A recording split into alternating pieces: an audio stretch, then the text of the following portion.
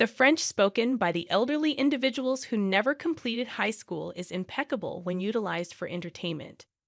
As I was on the verge of passing Aubrey, my eldest son's wife, she discreetly shared a remark with us, ensuring that only we could hear. The smirk on her face, mocking us, seemed inappropriate for a bride on her wedding day. It turned out that the surprise speech we were asked to give for Tyler, our eldest son, was a trap set by Aubrey to embarrass us. Aubrey consistently looked down on us for having only completed middle school and seized every opportunity to insult us. Being a proud Ivy League graduate, she often made remarks like, "For someone who is a high school dropout." When she suggested our participation in the wedding the day before, she might have intended to make a joke out of us in front of her relatives. Perhaps she believed that high school dropouts wouldn't be able to deliver a proper speech in French. Despite her expectations of feeble attempt at showcasing broken and incomprehensible French, we reassured our eldest son that we were prepared.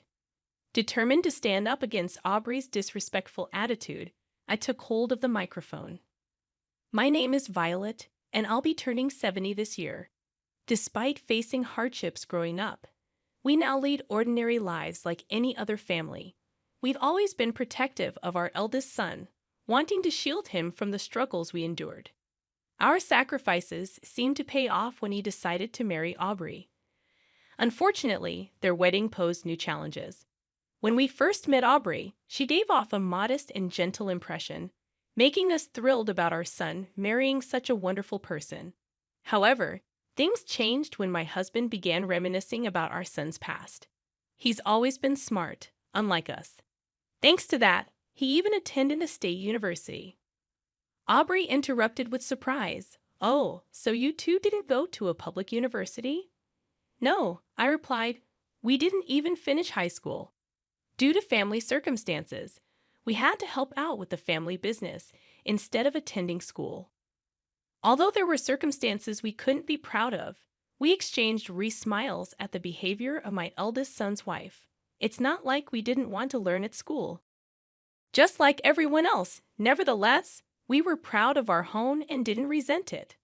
Well, hearing that someone only completed middle school is quite surprising, right? Absolutely, but I'm so glad that intelligence wasn't passed down to Tyler. What do you mean? Well, having in-laws who only completed middle school is truly like a black hen laying a white egg, huh? My eldest son's wife said with a slight smile. The atmosphere became tense in an instant. We couldn't say it was something to boast about, but both my husband and I exchanged glances at her blunt remarks. We were taken aback by her words, but my eldest son's wife seemed unfazed and even laughed, saying, "Oh, was that too difficult a term for high school dropouts?" Seeing her nonchalant smile, we were at a loss for words. Giving her the benefit of the doubt, we thought perhaps she meant no harm and bit back our words. However, my eldest son's wife's words and actions were nothing short of disdain, as if she was simply looking down on us. She must have thought that because of the term high school dropouts, we were pitiable, uneducated in-laws. From then on, her attitude became increasingly terrible, making spiteful comments at every opportunity. "You two married quite young, didn't you? Because you had nothing better to do." That's not true. We got to know each other well and then got married. It must have been a time when you could choose who you loved. But ending up with another high school dropout means you could only get someone on your level, right? Aubrey said with a mocking smile, her words dripping with malice. Despite her terrible behavior, both my husband and I repeatedly warned her, yet she didn't seem to listen, acting as if we were arrogant despite our lack of formal education. In front of Tyler, she would act somewhat well-behaved, but when he wasn't around, she'd become brazen, openly voicing her criticisms. It's true, my eldest son graduated from an Ivy League school, but her behavior made it clear that academic achievements don't necessarily reflect one's character. As the wedding preparations progressed, her attitude only worsened. When she occasionally came to our house and we have dinner, she'd say things like, "Oh, even someone with just a middle school education can cook, huh?" Looking over the meal I prepared, another time she remarked, Even with just a middle school education, you live in such a nice house. Maybe it's because your son is so accomplished. Her tone suggested as if we were dependent on my eldest son. Aubrey, don't be disrespectful to my dad. This house was bought with his earnings. Tyler is so kind. He probably helped out a lot, right? Even when Tyler noticed and tried to intervene, Aubrey just brushed it off, saying, "I didn't mean any harm," she said, all the while smirking at us. When I looked into her condescending eyes, I could only feel malice. Even when my eldest son tried to correct her behavior, she assumed I had tattled on her and seemed annoyed. He can't possibly earn enough to build a house just because he dropped out of high school. That's what my friends say too. To make matters worse, my eldest son's wife had been spreading baseless rumors around town, claiming that we were leeching off our son's earnings and living a luxurious life at his expense. We were at our wits' end with her insensitivity. Don't expect me to take care of you just because I married your son, okay? I just became a family with Tyler not to deal with burdens like you. You're preaching to the choir. We wouldn't want someone who can spout such harsh words to look after us anyway. You're in denial. Oh, by the way, I hope you've given up on the idea of relying on Tyler. Please don't be a bother any longer. No matter how many times we clarified, Aubrey seemed convinced that we intended to continue relying on my eldest son, constantly keeping us in check every time we met. Even when we told her that wasn't the case, she wouldn't listen, leaving me with nothing but sighs, with even the atmosphere around the upcoming wedding becoming tense. Aubrey came to us with a request. She wanted us to give a speech as part of the entertainment during the wedding. "We've taken some money from you both for the wedding, so we'll let you attend. But in return, can you do me a favor?" And I want it to be a surprise for Tyler. It's kind of last minute to be telling me this, you know. I forgot. I'm sorry, but it's already scheduled, so I can't change it. A speech, huh? Well, if that's all you want, I guess it's fine. Despite her biting words, I resigned myself to the fact that arguing was futile and reluctantly agreed. Given the request for a 10-minute speech from the groom's parents, we were skeptical but agreed. Surely she won't try to mess with us during the speech. Just as I had that thought, upon hearing my response, Aubrey narrowed her eyes and grinned cheekily, saying, "Great, so I'll need the speech in French tomorrow." French? Why on earth? Taking aback, I asked, and she looked down at me with a smug expression. Seeing that expression, I realized once again that she held nothing but malice towards us. I was truly disappointed. A lot of my friends, like me, are Ivy League graduates. I don't want to be looked down upon just because my in-laws drop out of high school. But even if they're elites, there's no reason the speech has to be in French, right? Think about how the other guests would feel. Oh, right. I guess French might be too much for high school dropouts. It must be embarrassing. Making excuses, huh? With her constant sarcasm and forceful attitude, she left us with a warning to keep our promise and walked away. I glanced at my husband with a troubled look, and he just shook his head in silence. While we were pondering our next move, a call came from Tyler. "Mom, are you okay? Is everything all right?" "Yes, everything's fine. What's up?" "I heard from Aubrey that you guys are going to help make the wedding special." I was worried she might have caused more trouble for you. He sounded apologetic as he said that. It seemed he had called us out of concern for Aubrey's excessive behavior. I wonder if choosing Aubrey as my life partner was a mistake. I never thought someone could change so much just because of their educational background. My eldest son voiced such doubts. I couldn't bear to see my beloved son, who never boasted about his education and grew up to be such a kind-hearted individual, worry any further. My husband and I exchanged a knowing glance and nodded in agreement. "We're fine, honey. Don't worry about a thing. Just look forward to the wedding," we reassured him. With that, we began preparing our speech, determined to show Aubrey what we were made of. We headed to the wedding venue the following day. On the wedding day, everything seemed to be going smoothly except for the occasional glances and sneers from Aubrey's friends seated at her side. Even when we ran into them in the corridor, they purposely bumped into my shoulder without even a simple greeting. Without apologizing, they moved on, wearing scornful smiles, which made me think they'd probably been hearing things about us from Aubrey. Are you okay, Violet? Yes, I'm fine. I could guess what they'd been told, but even then, these were very rude individuals. For being first-time acquaintances, their very character was questionable. If I was considered the bad apple in the lot, they surely were no better. I straightened my posture and sighed deeply, waiting for the right moment to fight back. Now we have a surprise speech from the groom's parents. At the lively announcement, my husband and I looked up. My eldest son looked shocked, while beside him, Aubrey sneered at us with a smirk that seemed entirely out of place for a bride. The French of old folks who dropped out of high school is perfect for entertainment. My eldest son's wife whispered just loud enough for us to hear as we passed by.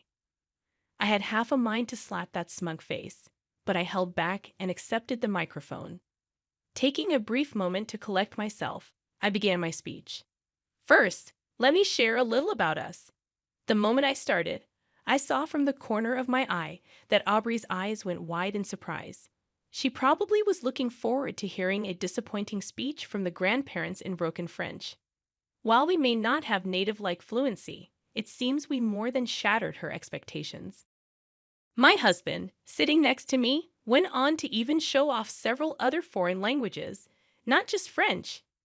Seeing Aubrey's wide-eyed, stunned expression, I couldn't help but smirk. How can you deliver such a speech? It's weird considering you dropped out of high school. Please don't judge a book by its cover, or in this case, by one's education. I responded softly and continued my speech. I openly delivered the speech in French, discussing how my eldest son's wife disapproved of our educational background. I talked about her unexpectedly requesting this French speech just the day before and her demanding attitude, implying that if we were to attend the wedding, this was the least we could do. I even addressed her previous insults towards us. I actually had much more to say, but my speech was cut short due to a flustered interruption from Aubrey. Still, the murmurs and whispering in the crowd, coupled with the shocked look on Aubrey's face, made me feel that our revenge was complete. Sorry for that little commotion there. It was a surprise speech from the groom's parents. Thank you, no, thank you, and may I say, your pronunciation was impeccable. Did you study abroad? No, to our embarrassment, we dropped out of high school. Yes, it's true that we dropped out of high school. But in my case, it was to help out with the family business. My husband, although he too only completed middle school, managed to not only support his family, but also became the CEO of a successful company. He climbed his way up, working relentlessly, and even established his own company. Learning everything he needed on his own, not attending school was trivial to him. My husband and I met by chance through our work, and knowing the similar hardships I faced, he stepped in to assist with my family's business. Thank you so much for helping our family. I can't express my gratitude enough. If you're thankful, why not work with us? It would be reassuring to have someone who's faced the same challenges on board. That's how I started working at my husband's company and continued working even after we got married until my retirement. Since the company also had overseas operations, thankfully both my husband and I became fluent in French. I finished off by saying to Aubrey with a smile, it was the bride who asked us to deliver this speech in French at this wonderful venue. She set up this opportunity so that my husband and I, who only completed middle school, wouldn't be looked down upon by her and her highly educated friends, including those who graduated from prestigious universities like Harvard. From her reaction, even though she requested the speech in French, she probably couldn't fully understand it. Likely, she didn't grasp the entirety of our previous speeches either. Her earlier outbursts seemed to stem from her disdain for seeing us speak French fluently. As I waved cheerfully, Aubrey waved back timidly. Her usual sarcastic remarks were gone, and she remained silent and looked down for the rest of the event. The guests from my eldest son's wife's side seemed to have understood the speech much better than she did. Their smiles from moments ago instantly faded. Aubrey's parents appeared just as distressed, and the festive mood quickly shifted. After the ceremony, They rushed over to us, informing us about their professional ties with my husband's company. As we were about to leave the venue, they stopped us while forcefully making my eldest son's wife, who was still in her beautiful dress, apologize. They too apologized profusely. We desperately tried to calm them down. My daughter behaved very awful, and we are truly sorry. It's okay. Even in family, everyone's different. I had no idea. I did not see that coming. Well, I bet you never really listened to what I said. You were so proud, saying black hen lays a white egg. When I revealed what happened in front of her parents, they both turned beet red and glared at their daughter. The complexion of my eldest son's wife worsened even more. We'll make sure she reflects on her actions. We'll discipline her properly to ensure this doesn't happen again. That's fine. She's now a part of our son's family. She mentioned wanting to distance herself from us. To add insult to injury, my eldest son's wife finally had tears in her eyes. Her parents seemed pretty intimidating, but that's none of our business. Furthermore, I heard that even her friends had cut ties with her because they had believed the baseless rumors, saying we thought you had terrible in-laws with just a middle school education. She must have felt embarrassed for getting caught up in all that. Why is this happening to me? If Tyler had told me, none of this would have happened. I did tell you they had earning enough to build a house and didn't need any financial help. They even paid for all of my college tuition. Yeah, you never really listened to me either. With those cold words, Tyler turned his back on her. Though usually mild-mannered, Tyler was at his wits' end with this situation and was even considering divorce. Abandoned by her relatives, friends, and even by my eldest son, Aubrey found herself completely isolated. A few days after the ceremony, though seriously contemplating divorce, it seemed like they were still trying to work things out in their marriage. Abandoned by my eldest son, Aubrey seemed to work tirelessly as if she had transformed into another person.